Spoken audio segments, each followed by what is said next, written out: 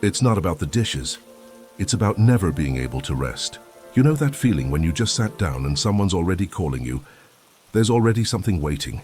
There's already another task that only you will do. That's what we need to talk about today, because it's not about washing dishes. It's not about folding laundry. It's not about making dinner. It's about something much bigger, much deeper, that lives inside the chest of millions of women, and that almost no one can put into words. You know when you feel like the weight of the entire house is on your shoulders, that everyone else seems to have the right to stop except you, that even when you try to take a deep breath and sit on the couch for 5 minutes, something inside you screams that you shouldn't be there, that there are things to do, that you're being selfish for wanting a moment just for yourself. Tell me in the comments, do you also feel this guilt when you try to rest? Because if you do, know that you're not alone. This channel is a safe space to talk about this exhaustion that we carry every day and that no one sees, about this tiredness that doesn't show in the body but weighs on the soul. The truth is that many women wake up tired. It's not sleepiness. It's a tiredness that comes from within, that comes from years of doing everything alone, from years of being strong, from years of swallowing words to avoid conflict, from years of carrying an entire family on their backs while everyone thinks everything is fine. And the worst part is that when you try to talk about it, it seems like you're complaining. It seems like you're being dramatic. It seems like you're not grateful for what you have. Have you been through this? Have you tried to say you're tired and heard that you're exaggerating? But that's not the issue. The issue is simple and at the same time painful. Why can he come home and sit on the couch and you can't? Why can he say he's tired and everyone respects it, but when you say it, there's that look of judgment, that comment that you're exaggerating, that silence that says you should be handling it? Let me ask you something very direct. In your house, who has the right to rest when they get home from work? Comment down below, because I need to know if this only happens to you or if it's something we're all experiencing. It's not about the dishes left in the sink. It's about you having worked all day, coming home exhausted, making food, organizing the mess, giving attention to everyone, and still, when you finally sit down, looking at those dishes and feeling enormous guilt, as if you had failed, as if you weren't enough, as if your value depended on keeping everything perfect all the time. How many of you have already felt this absurd guilt? That guilt that shouldn't exist, but that's there weighing on your chest? Psychology calls this invisible mental load. It's that weight of having to remember everything, even when your body asks for rest. It's the mind that doesn't turn off, even when the body sits down. It's knowing that if you don't do it, no one will. Or worse, they'll do it anyway, and you'll have to redo it later. It's this feeling of being the only responsible adult in the house, even when there are other adults living there with you. And you know what hurts the most? It's that this isn't about competence. It's not about whether you're organized or not. It's not about whether you're hardworking or lazy. It's about an entire social structure that was built on the idea that women can handle everything. That women were born to care. That women have to be multitaskers. That women have to handle their career, the house, the kids, the marriage, their appearance, everyone's mental health, and still smile at the end of the day as if none of that weighed anything. Answer me something very honestly in the comments. How many times this week did you want to cry, but held it in to avoid creating a problem? How many times did you feel like you were going to explode, but took a deep breath and continued doing everything, as if nothing was happening? Because I bet it wasn't just once. I bet it was every day. And this needs to be talked about. This needs to be put out there. Society got women used to being everything except human. Got women used to not having limits, to not having the right to be tired, to not having permission to stop. And the cruelest part is that often this comes disguised as a compliment. That you're amazing, you handle everything, that seems like affection, but is actually just another way of saying you have to keep handling it. Because if you stop, everything falls apart. And then comes the guilt. That silent guilt that lives in the chest of those who give themselves all the time. The guilt of wanting a moment just for yourself. The guilt of not being available 24 hours a day. The guilt of feeling angry when someone calls you for the 5th time while you're trying to take a peaceful bath. The guilt of thinking I can't take it anymore, and immediately feeling like the worst person in the world for having thought that. Have you ever thought I can't take it anymore and felt guilty about it? Write here below if yes, because you need to know that this thought doesn't make you a bad person. But let me tell you something. You're not bad for feeling this way. You're not weak for being tired. You're not selfish for wanting to rest. You're human, and like every human being, you have a limit. The problem is that no one ever gave you permission to respect that limit. No one ever told you that it's okay not to handle everything. No one ever taught you that asking for help isn't failure. You know what the big difference is? When a man asks for help, he's delegating. When a woman asks for help, she's failing. At least that's what we learn from childhood. That's what we hear between the lines, in the silences, in the looks. That's what gets engraved so deep that we don't even notice anymore. We just feel the weight, and it's not about him being bad. It's not about him not loving you. Many times he doesn't even realize what's happening, because he was also raised within this same structure. He was taught that the house is the woman's responsibility, that caring is a woman's thing, that he can help when he wants, but that the obligation is yours, and when he helps, everyone applauds. When you do it, no one sees because it's expected. Let me ask you, when was the last time someone thanked you for doing everything you do every day? When was the last time someone recognized your work at home, your effort, your dedication? Comment there if you can remember, because I'm sure most will say they don't remember. It's not about the dishes. It's about the lack of recognition. It's about the invisibility of your work. It's about no one valuing how much you give of yourself, how much you give up on yourself every day to keep everyone happy except you. Because when did your happiness become less important than everyone else's? We grow up hearing that loving is giving yourself, that being a woman is being strong, that being a mother, wife, daughter is putting everyone else first. And we believe this so deeply that we forget to put ourselves in the equation. We forget that love is also reciprocal, that strength also has limits, that taking care of others doesn't mean abandoning yourself. And then comes a point where you can't take it anymore. But you continue, because you were taught that continuing is what women do, that complaining is weakness, that crying is weakness, that asking for help is admitting you're not good enough. So you swallow the tears, take a deep breath, and continue, until one day you realize you're no longer living. You're just surviving, and that's terrible. Tell me something. Do you feel like you're living or just surviving? Because that difference is everything. If this message is speaking to you, stay with me until the end. This channel is a safe space for those who feel this way every day. Here we don't judge. Here we don't minimize. Here we understand that your tiredness is real, that your pain is valid, and that you deserve much more than you've been receiving. And if you're not subscribed to the channel yet, subscribe now, because here you'll find other women who understand exactly what you're feeling. You're not alone in this.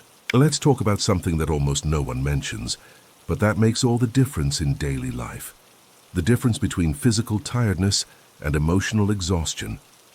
Because there's a big distance between having a tired body and having an exhausted soul. Physical tiredness we solve with a night's sleep. Emotional exhaustion, that doesn't go away with sleep. That doesn't go away by taking vacation. That lives inside us and keeps growing, until one day it explodes in a way we didn't expect. Answer me something. Have you ever slept all night and woke up tired just the same? Ever had that weekend of rest but came back on Monday feeling even more exhausted? Comment here if this has happened to you, because I need you to understand that this isn't normal, but it's real for millions of women. Emotional exhaustion is that empty feeling that comes when you do everything right, but nothing seems enough. It's when you wake up and already feel the weight of the day before even getting out of bed. It's when you look at the to-do list and feel like crying. Not because it's difficult, but because it's always you. Always. Without pause, without rotation, without rest. Psychology explains that this constant overload leads to what they call domestic burnout. Yes, burnout exists at home too. It's not just at work, because home is also work. And many times it's double, triple work. You work outside all day, then work inside the house all night, and in the end, everyone thinks you're at home, resting. But where's the rest? Where's the moment when you can simply be without having to do anything for anyone? And the most painful part is that this type of tiredness doesn't show. No one sees.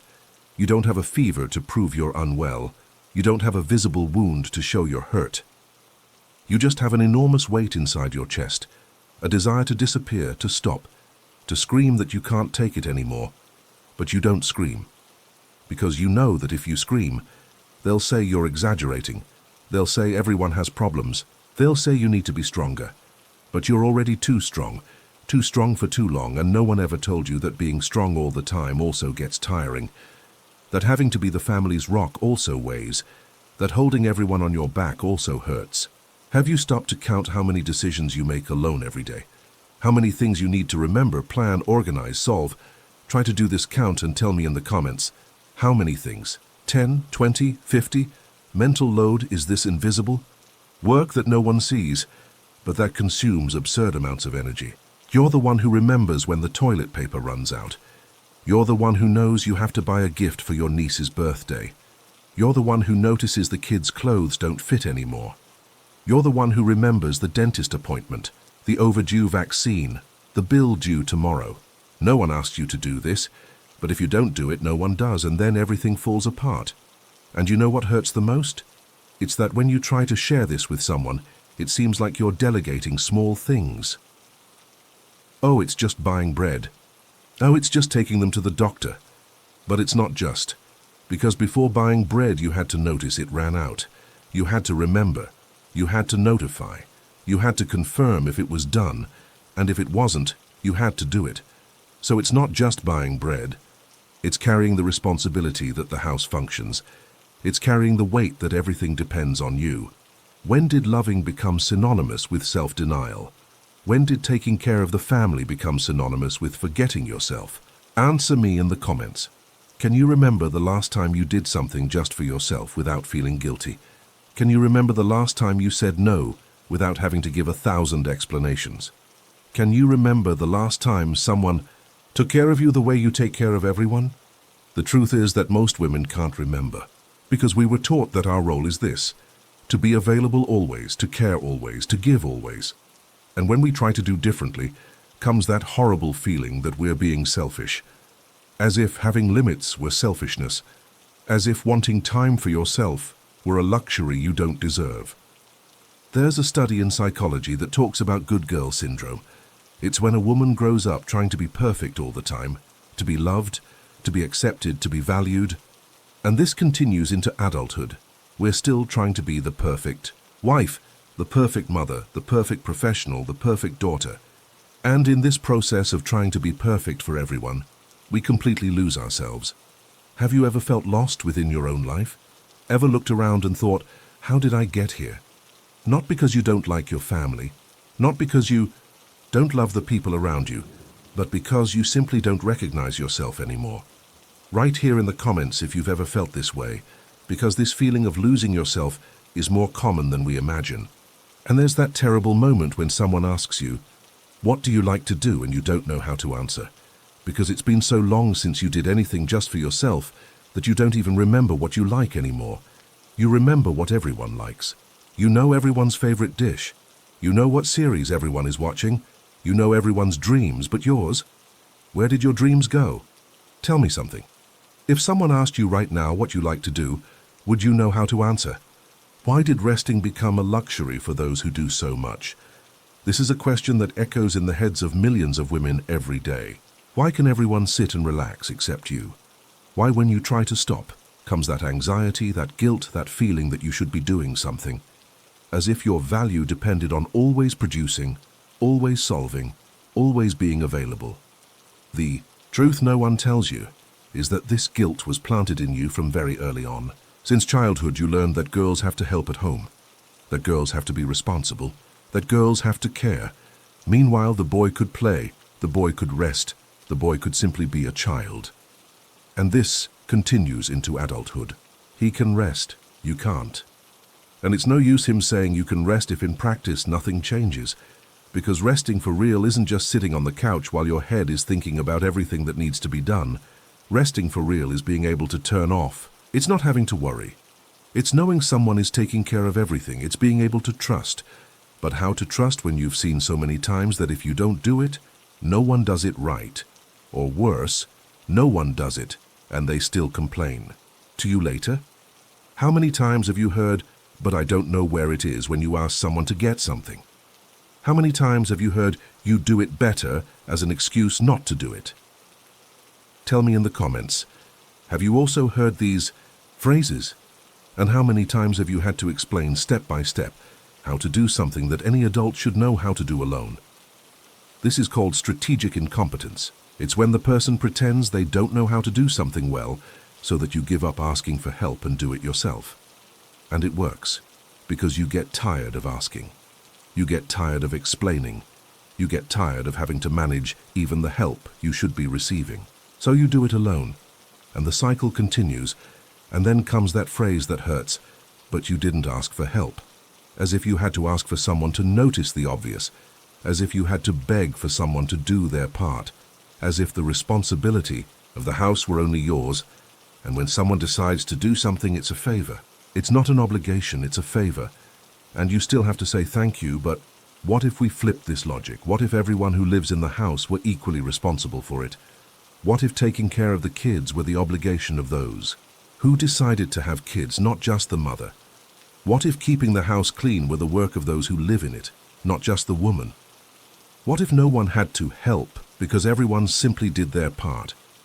Have you ever imagined what your life would be like that way? Comment here. What do you think your life would be like if you had a real partnership at home? If you could trust that things will get done without you having to remember, demand, check. If you could rest for real, knowing everything is under control. Seems like a distant dream, doesn't it? Seems like you're asking for too much, but you're not. You're just asking for the basics. You're just asking to be treated like a person, to be seen, to be valued, to have the right to be tired without being judged, to be able to say no without having to give explanations, to be able to exist beyond what you do for others. Now let's touch on an even more delicate point. Silence. That silence you choose every day to avoid conflict. That silence you swallow along with the anger, with the frustration, with the desire to scream that you can't take it anymore. That silence that keeps accumulating inside you until it becomes a knot in your throat that won't go away anymore. Tell me something very honestly. How many times a day do you swallow what you really want to say? How many times do you bite your tongue to avoid creating a problem? We learn from an early age that women who talk too much are annoying, that women who complain are problematic, that women who set boundaries are difficult. So we learn to stay quiet, to swallow it, to let it go, to choose our battles. And in the end, we don't choose any battle because every battle seems too big, too tiring, too pointless. Have you noticed how it's easier to do it yourself than to try to explain why you need help? How it's easier to stay quiet than to hear that you're exaggerating? How it's easier to continue carrying everything alone than to risk being called crazy, too sensitive, dramatic? Silence becomes a protection, but it also becomes a prison. Because the more you stay quiet, the more things continue the same way. And the more things continue the same way, the more you feel invisible. You're there, doing everything, handling everything, but no one sees. And when no one sees, it's as if it's worth nothing, as if you're worth nothing. Psychology talks about emotional validation. It's the need every human being has to be seen, to be heard, to have their feelings recognized as real and important. When you work all day, come home exhausted, and someone asks you, "What did you do today?" and you answer, "Nothing much," you're invalidating yourself, because you know you did 1,000 things, but you learn that these things aren't important, that they don't deserve recognition, that they're just obligation. But what if we started recognizing our own work? What if we started talking about everything we do, not with arrogance, but with awareness? What if we stopped minimizing our tiredness, our overload, our pain? Would that change anything? Or would we just be seen as complainers? Let me ask you, have you tried talking about everything you do and been treated as if you were complaining? This is one of the biggest traps, the fear of being seen as a complainer. Because we live in a society that values women who endure everything silently. Women who smile even when tired. Women who never burden anyone. So we learn to smile, to say everything is fine, to pretend we can handle it, until we reach a point where we can't take it anymore. But we're already so used to pretending that we don't even know how to ask for help anymore. And there's another side to this story that hurts, loneliness. Because even surrounded by people, you feel alone. Even living with other people, you feel alone. Because no one is really seeing you. No one is really listening to you. No one is really caring about what you're feeling. Everyone is worried about what you can do for them. But who's worried about you? Answer me in the comments. When was the last time someone asked you how you really are and waited for the answer? Have you ever had that feeling that you're useful but not loved? That people want you around because you solve things, because you care, because you do, but not because you're you. That if you stopped doing everything, No one would look for you just to know how you are. This hurts in a way that has no words to describe. Have you ever felt this way? And then comes the question many women are afraid to ask. Am I loved or am I convenient? Because there's a huge difference between the two. Being loved is being seen beyond what you do. It's being valued for who you are. It's having someone who notices when you're unwell, even when you're smiling.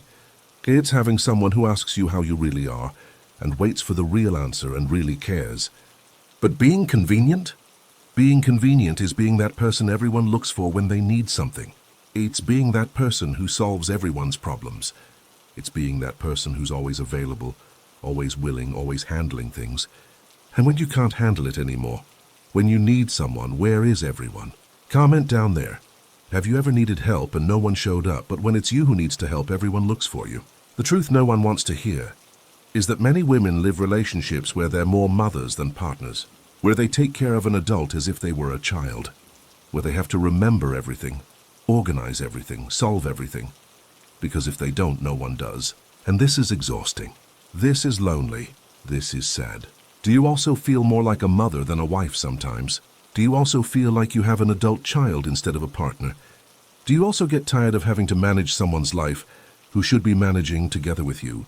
Write here in the comments, because I need to know if this is just your reality or if millions of women are going through the same thing. But understanding until what point? How long will you continue understanding, overlooking, letting it go? How long will you continue giving yourself while no one gives themselves for you? How long will you continue carrying a relationship on your back because if you let go, it falls apart? Tell me, do you already feel that if you stop doing your part, everything will fall apart? There's something psychology calls emotional reciprocity. It's when both sides of a relationship care equally about each other. When both care, both make an effort, both notice each other's needs. But what happens when only one side is doing this? What happens when you're always giving and never receiving? What happens when you're always noticing and never being noticed? You wither. You wither little by little. You lose your color, your joy, your will. You become a tired version of yourself. A version that only functions but doesn't live anymore. A version that forgot what it's like to feel butterflies in your stomach, what it's like to truly smile, what it's like to have someone who looks at you and sees you, really sees you. And the worst part is you know you've changed. You know you're no longer that woman full of dreams you were before. But how to go back to being her when everything around you pulls you to continue being this person you've become? How to find joy again when you're drowning in responsibilities? How to dream again when you barely have time to sleep? These questions don't have easy answers, and maybe they don't even have answers that work for everyone. But what matters is that you start asking yourself these questions, that you start looking at your life and noticing what you want to change, that you start understanding that you deserve more, that you deserve to be seen, that you deserve to be cared for, that you deserve to rest. Because look, life isn't about being perfect. It's not about handling everything. It's not about making everyone happy except you. Life is about living. And you're not living. You're surviving. And there's a huge difference between the two. Living is having time to feel. It's having space to make mistakes. It's having freedom to say no. It's having the right to be tired. It's being able to be human without fear of disappointing someone. But you haven't had that, have you? You've only had survival. The heavy daily routine. The exhausting routine. The cycle that never ends. Do you feel like you're living or just surviving on autopilot? And you know what's saddest? It's that many women live their whole lives like this. They live their whole lives giving themselves, denying themselves, carrying everyone. And when they finally stop to breathe, when the kids grow up, when the rush decreases, they look in the mirror and don't know who they are anymore. Because they spent their whole lives being mother, wife, daughter, professional, but forgot to be themselves. You don't want to get to that point, do you? You don't want to look back and realize you let life pass by while you took care of everyone else's life. You don't want to wake up one day and realize you lost yourself along the way. Then maybe it's time to start doing things differently. Not tomorrow. Not when things calm down. Because things never calm down, they just change form. So it has to be now. Let's talk about something that scares many women. Change. Because it's much easier to continue the way things are, even if it hurts, than to risk doing things differently and not having it work out. It's easier to continue carrying everything alone than to have the difficult conversation. It's easier to continue denying yourself than to risk being called selfish. But is continuing like this really easier? Or is it just less scary in the moment? Answer me in the comments. Are you afraid to change because you think things will get worse? The truth is that when you continue doing everything alone, you teach the people around you that you can handle it, that you can take it, that you don't need help. And then they're going to continue expecting that from you. Not because they're bad, but because you never showed that you have limits. You never made it clear that you also get tired. You never stopped. And I know you're afraid to stop. Afraid of what will happen if you don't do it. Afraid of disappointing. Afraid of being seen as weak. Afraid that everything will fall apart. But let me ask you something. What if it doesn't fall apart? What if people learn to do it? What if they realize they're also capable? What if you discover you don't need to carry the world alone? Have you thought about this possibility? Or only about the worst-case scenario? Psychology talks about healthy boundaries. They're those lines we draw to protect our mental health, our well-being, our energy. They're those things we make clear that we're no longer going to accept, no longer going to do, no longer going to put up with. And yes, setting boundaries is uncomfortable, especially when you've spent your whole life without having any. But you know what's more uncomfortable? It's spending another 20, 30 years feeling the way you're feeling right now. It's continuing exhausted, invisible, overloaded, until your body or your mind simply can't take it anymore and forces you to stop. And then it won't be on your time. It won't be your way. It'll be a collapse. And no one wants to get to that point. So maybe it's better to start slowly. Start small. Start by saying no to one thing. Just one, and see what happens. See if the world really falls apart, or if people simply adapt. Because the truth is that people are much more capable of adapting than we imagine. The problem is that we never gave them that chance. Tell me, have you ever tried saying no and things continued working anyway? There's something important that psychology teaches. You don't need to justify yourself for having boundaries. You don't need to give 1,000 explanations for why you're tired. You don't need to prove that you deserve to rest. You simply deserve it, because you're human. And every human being needs rest, space, time for themselves. But we were taught the opposite. We were taught that we need to earn good things, that we need to work hard, make an effort, sacrifice ourselves to then maybe have the right to a moment of peace. And that's cruel. Because rest isn't a reward. Rest is a basic need. Like eating, like drinking water, like breathing. You need this to survive. And another thing, you don't need to wait for things to become unbearable to ask for help. You don't need to be at rock bottom to say you can't take it anymore. You don't need to prove you tried everything before admitting you need support. You can ask for help now. You can say it's difficult now. You can establish boundaries now. Have you tried asking for help before reaching your limit? Or do you always wait until you can't take it anymore? Because look, reaching your limit is dangerous. Reaching your limit means you've already passed the point, that you've already exhausted yourself, that you've already given everything you had to give and then some. And when you get to that point, recovery is much harder. It's much slower. It's much more painful. So why wait? Why not start taking care of yourself now, before it's too late? Why not start dividing responsibilities now before you collapse? Why not start valuing yourself now, before you completely forget who you are? And if you're thinking, but how do I do this? Let me tell you, there's no magic formula. There's no step-by-step that works for everyone, because every home is different, every relationship is different, every situation is unique. But what I can tell you is that the first step is always the same, recognizing that something is wrong. And you've already done that. You've already recognized it.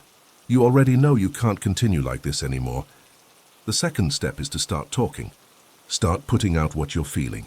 Not with anger, not with accusation, but with honesty. Saying I'm tired without justifying yourself. Saying I need help without feeling guilty. Saying I can't handle everything alone without thinking you're failing. Have you tried having this conversation for real, or do you always just stay silent? And the third step? It's starting to act, starting to delegate, starting to let go of control, starting to trust that things will continue working, even if it's not your way at your time with your perfection. And this is difficult. I know it's difficult, because you spent so much time doing everything that you feel like only you know how to do it right. But let me tell you a secret. People will only learn to do it if you let them do it. If you continue redoing everything. If you continue correcting everything. If you continue taking on everything, they'll never learn. And worse, they'll never feel the responsibility. Because the responsibility continues being yours. So maybe it's time to leave the dishes in the sink, leave the clothes unfolded, leave the floor unswept, and see what happens. See if someone notices, see if someone does it. And if no one does, then you'll have your answer. You'll know exactly what you're dealing with. And then you can decide what to do with that information. Have you tried stopping doing everything and seeing what happens? Because there are two possibilities. Either people notice and start doing their part, and then you discover you didn't need to carry everything alone all this time.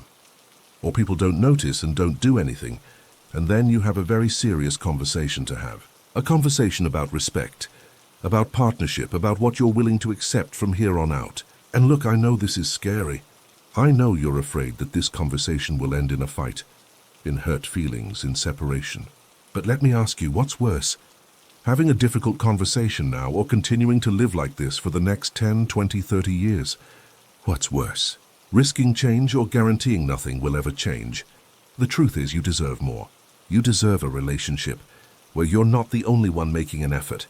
You deserve a family where responsibility is divided. You deserve a life where you don't have to choose between taking care of others and taking care of yourself. Because it should be possible to do both. It should be possible to love your family and love yourself. It should be possible to take care of the house and have time to rest. And if it's not possible in your current reality, then maybe it's time to change reality. Not overnight. Not radically, but little by little. One boundary at a time. One conversation at a time. One change at a time. Until you look around and realize things are different. That you're different. That you've gone back to living, not just surviving. Because in the end, it's not about the dishes. It never was about the dishes. It's about you having the right to exist beyond what you do. It's about you having the right to rest without guilt. It's about you having the right to be imperfect, to be tired, to not handle everything. It's about you having the right to be human. And you have that right. You always had it. You just forgot.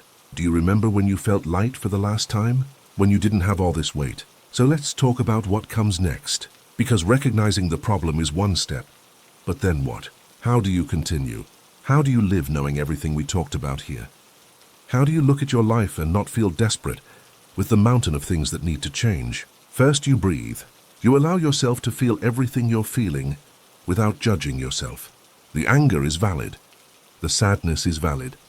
The frustration is valid. The tiredness is valid. You don't need to pretend everything is fine. You don't need to smile now. You don't need to be strong now. You can simply be. Do you allow yourself to really feel? Or do you always try to be strong? And second, you understand that changing doesn't mean turning everything upside down all at once. It doesn't mean going around screaming at everyone. It doesn't mean abandoning everything and everyone. Changing means starting to respect yourself. It means starting to put yourself in the equation. It means starting to understand that your life also matters, that your feelings also matter, that your well-being also matters. Psychology talks about self-care, but not the way we see it on social media. It's not about getting your nails done, taking a relaxing bath, or buying something for yourself. That can be part of it, of course, but real self-care is about protecting your peace. It's about establishing boundaries. It's about saying no. It's about choosing yourself. It's about stopping sacrificing yourself as if you didn't matter. And this isn't selfishness. Let me repeat because it's important. This isn't selfishness. Selfishness is expecting someone to do everything for you while you do nothing. What you're doing is trying to balance the scales. It's trying to make everyone, including you, be responsible for their own part. It's trying to make the weight be divided fairly. And there's nothing wrong with that, but I know you still feel guilty. I know that when you think about doing less, delegating more, asking for help, comes that voice in your head saying you're being bad, that you're abandoning your family, that you're no longer that wonderful person who handles everything. And you know what you need to do with that voice? You need to question it. Do you still hear that voice saying you're being selfish when you try to rest? Where does that voice come from? Who taught you that you need to handle everything? Who told you that you can't have boundaries? Who made you believe that your value is in how much you can take? Because it wasn't you. You weren't born thinking like this. You learned it. And everything that's learned can be unlearned. So maybe it's time to learn new things. Learn that you can say no. Learn that you can ask for help. Learn that you can be tired. Learn that you can set boundaries.